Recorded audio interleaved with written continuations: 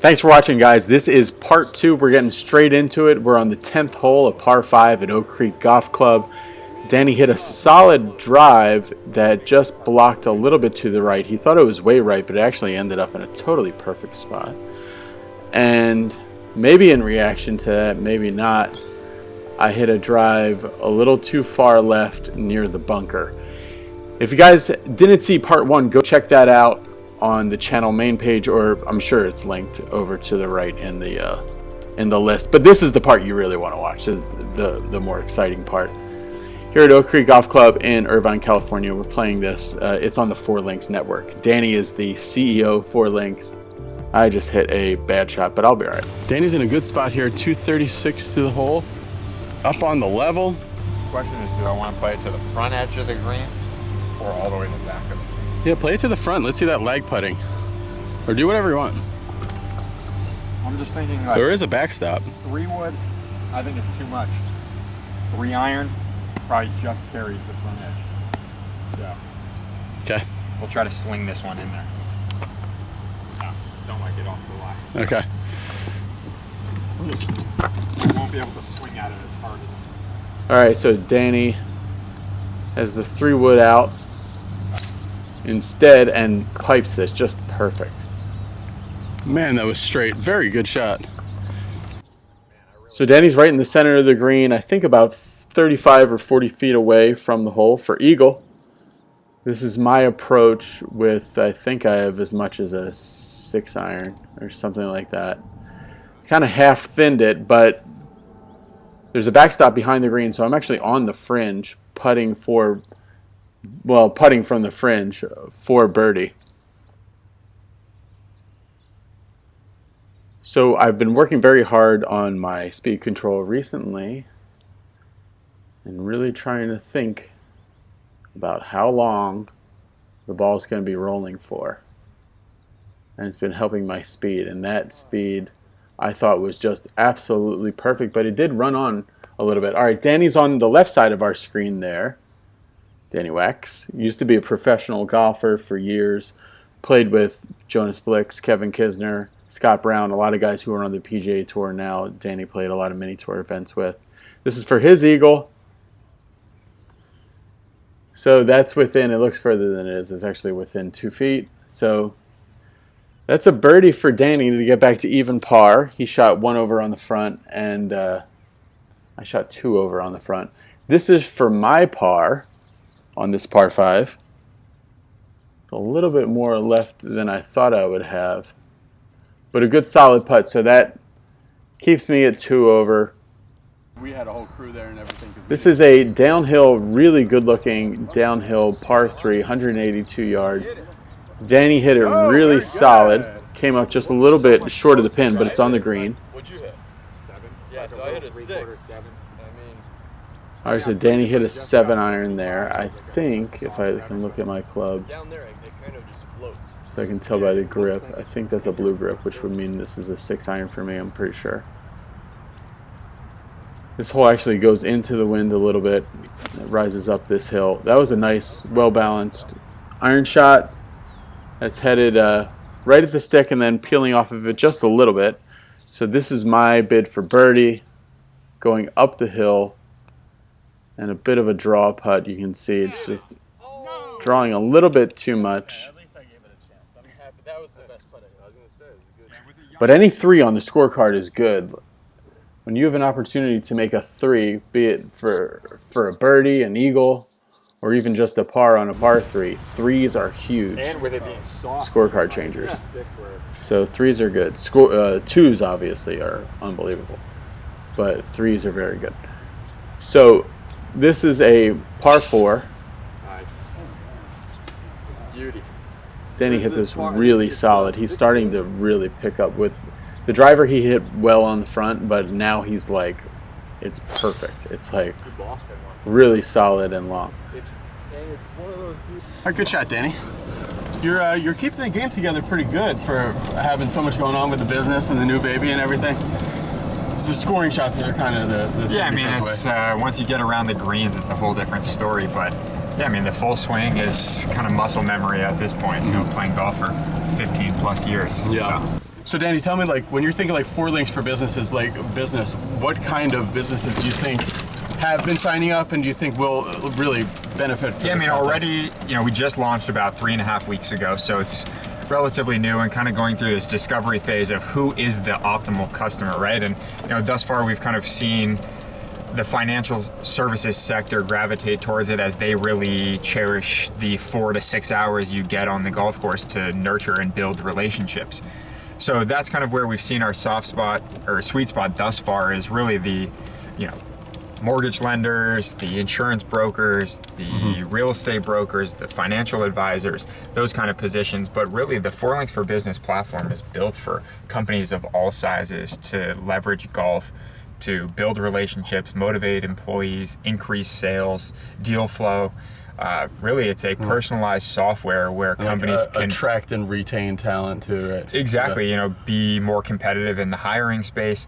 But you know, our main sweet spot and our focus is to provide flexible tools for businesses to expense and track their golf, you know, as flawlessly and as seamlessly as possible. So, you know, really they get a personalized dashboard where they can track all of their golf spend in one place, book tee times at a growing list of golf courses from your phone, from your desktop, and, you know, ultimately give golf to employees, VIPs, clients, and, you know, really kind of earn people's business through golf or develop relationships. Oh, that's something better. I didn't understand. Like, so if you're in Forelinx for Business and you want to, and you got a client coming into town, but you can't play with them, you can gift a You round could of golf gift to somebody. rounds of golf at Oh, that's cool. or points for them to use it in any market that we currently have Forelinx courses.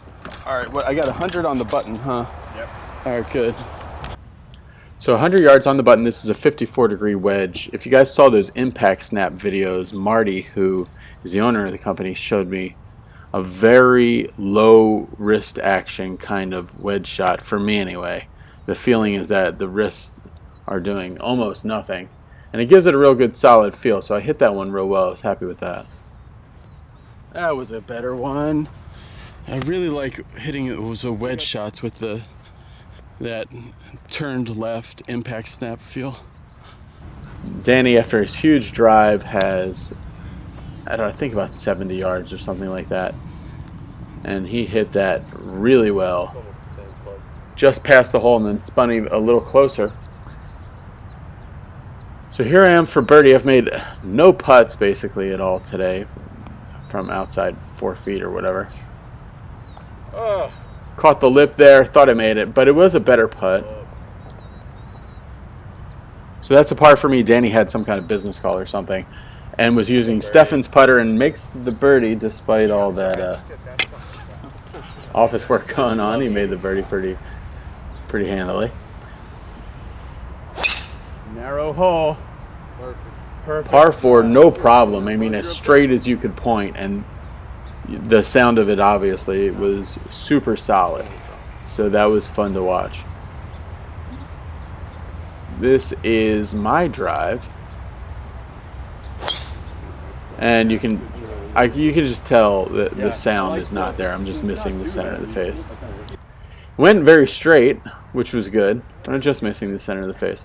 Okay, so I have like kind of a tweener yardage here. It's like 115, I believe. No, 100. Yeah, I think like 19.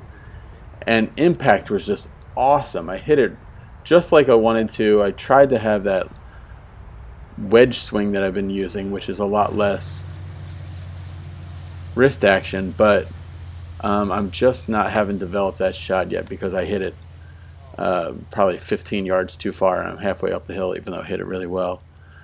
So just don't know. See, you can see I went right over the flagstick and landed up here. Danny hit a good shot. He'll have a bird. He'll have a, I believe, a birdie putt. So this is my. You could chip this. You could putt this. I'm gonna putt it.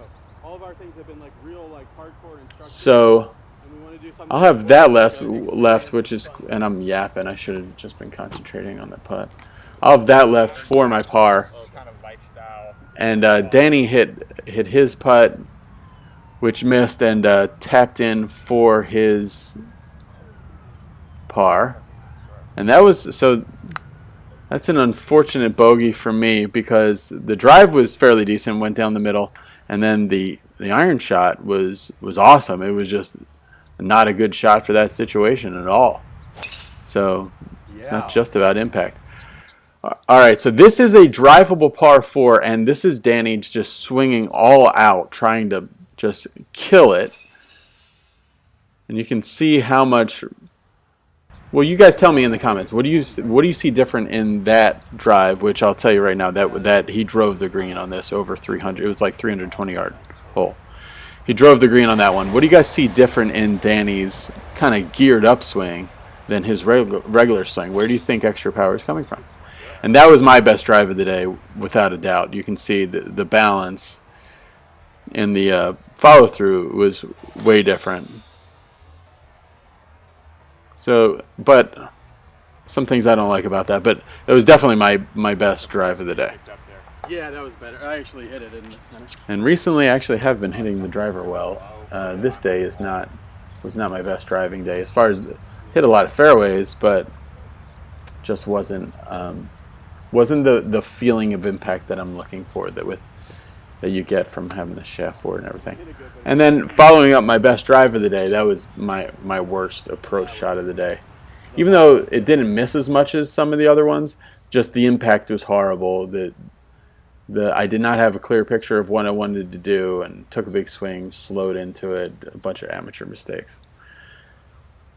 So that was Danny's bid for eagle that came up well short. So he'll have that remaining. After driving the green, he'll have that remaining for his birdie. This is my bid for birdie. Oh, and I just softly lipped out. And I'll have quite a bit left for my par. Here's Danny for his birdie to go to 2 under. Remember, he shot 1 over on the front. So this is to go 3 under on the back. Danny, good birdie. And he did it. So that puts Danny 2 under for the round. And that's impressive. That was fun to watch. That drive was awesome. And you go back and look at that a lot. I know what I saw in it, but I want to know what you guys saw. All right, so that is a par putt for me, which was pretty solid. Felt good to do. This is the 15th hole. Here is Danny swinging really well now.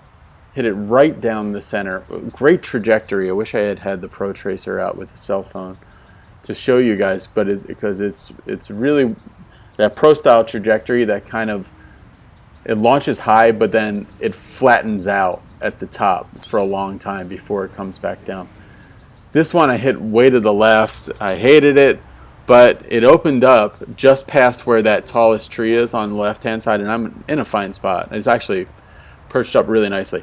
The only thing about this is the lie is very bad. It's like zigzaggy on the ground there, kind of wavy and hard mud, so I have to have a different kind of impact. And that felt just like, if you've seen some of the Mike Bender stopper drills, it felt just like one of those stopper drills. So let's, in slow motion, watch when you're doing the stopper drill how well the arms accelerate faster than the body, and it gives you that great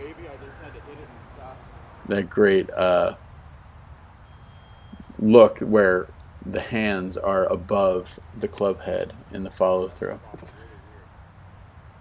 Danny makes a real nicely well-balanced swing, hits it on the green, just making golf look really easy right now.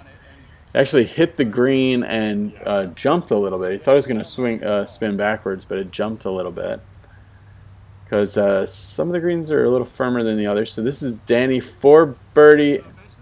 No.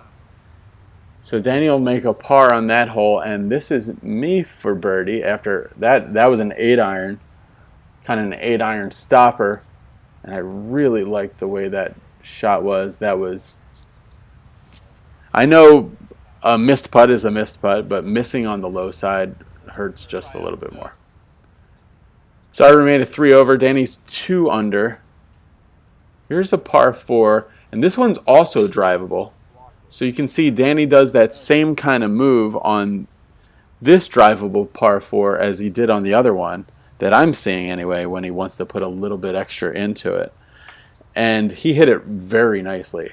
It's a little to the right of the green, but he's going to be in a great position. That was a terrible drive. So just way too much going on, and I'm in the scrub. Shot. I mean, one, you've got like the opportunity to fly it up to the hole, or you can bounce it and roll it on. It's just, which one do you think is going to be the best to not fly it down that ridge? It looks like if you land it in that stuff, it won't really, it'll kind of kick down and trickle. But to me, it's like, how do you get the right line? Like, no, that's like too far, it goes to the right. You carry it too short, it goes to the left.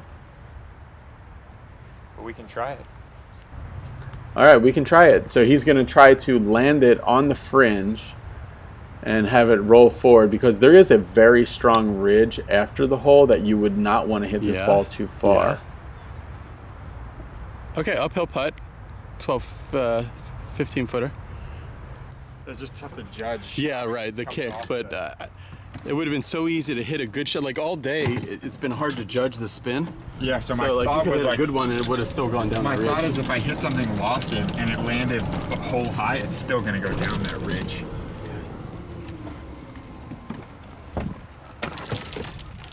All right, so on this short par 4, Danny had hit his drive pin high, and I forget what the yardage was, but it was well over 300 yards, and then hit that approach shot that we saw, a bit of a bump and run. Oh, Danny. And he lipped that out. That would have been 4 under on the back 9 so far. So Danny's 3 under on the back 9 so far, and this is my putt for par after having to punch out from the scrub and then hitting my approach to there. So that's a bogey for me.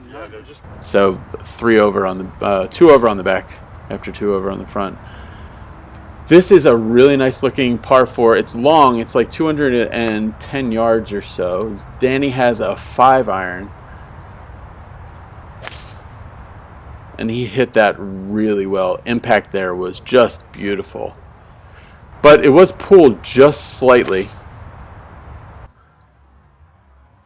Let's look at the face-on angle and why can someone hit a 5-iron. He ended up hitting this about 218 yards or so. And it's just impact alignments. It's just he has the shaft leaning forward. It's off his left leg from that angle.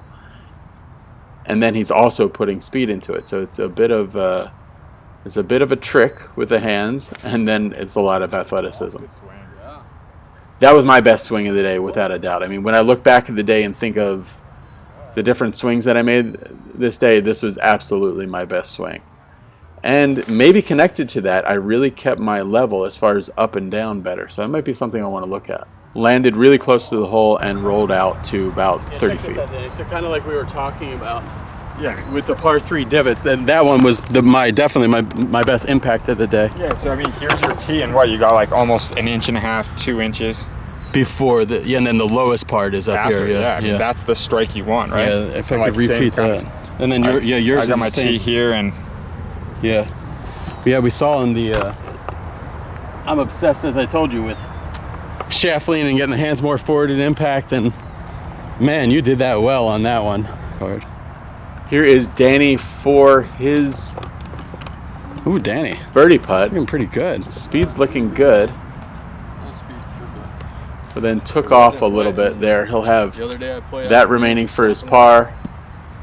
And Danny had just been saying to me that he would take 3s on every par 3 for the rest of his life. He would, if there was a deal that he could make to just have par on every par 3 he plays for the rest of his life, he would take it. And if you took that deal, you would be beating the tour average by quite a bit.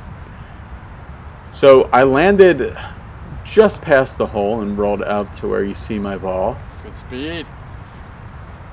do it. I've been telling you that my speed control after doing the Be Better Golf putting system has been much better. And that was a good example of that there. That would have been nice if it fell in. Danny's up now, and this is going to be my first shot with my new driver. I just took the plastic off of it. Yeah, you guys will see a review about this driver coming up soon. Here's Danny on the 18th hole. Just killed it. Absolutely That was killed great, it. Danny. And so straight. I mean, not curving left or right, not drawing or fading or anything. I mean, just as straight as you can point. Okay, so this grip is a little, I mean, not that it matters too much, but the grip is very narrow for me, very thin. ball. Good ball. There we go. But I hit it right in the center. Yeah. My thing is, how do you get My impact alignment was not totally awesome, but I did hit it in the center. You can see Danny's ball well up there in front of me. So this is a par 5. That's my second shot. It's like 218 or 220 or something like that to the hole. And so there I'm not really going at the hole. I'm just trying to land to the left of it. Nice shot, Danny. Danny's going The more you right play, at the the better hole. you get. Danny's going right at the hole. Good one. And he hit the green. So he'll have an eagle putt. Just what an awesome sound. So yeah, the more he plays, the better and better he's getting. So it's really fun to watch. I'm going to stay tuned to Be Better Golf. Be sure to hit the subscribe button. Danny and I believe, are going to go out and play Trump and film a vlog there at Trump National coming up soon, which is also on the Forelinx network. So you got to be subscribed to see that. So that was an okay chip. Impact was just not great. And I'm going to have like, what is that, 8 feet, 9 feet? Actually, it might be more. It might be more like 10 feet for my birdie. Here's Danny for his eagle. Yeah. Wow, that's impressive. So there's the big bird. Danny shoots 5 under on the back 9 to shoot 68 at Oak Creek. That was really fun to watch. That was really cool.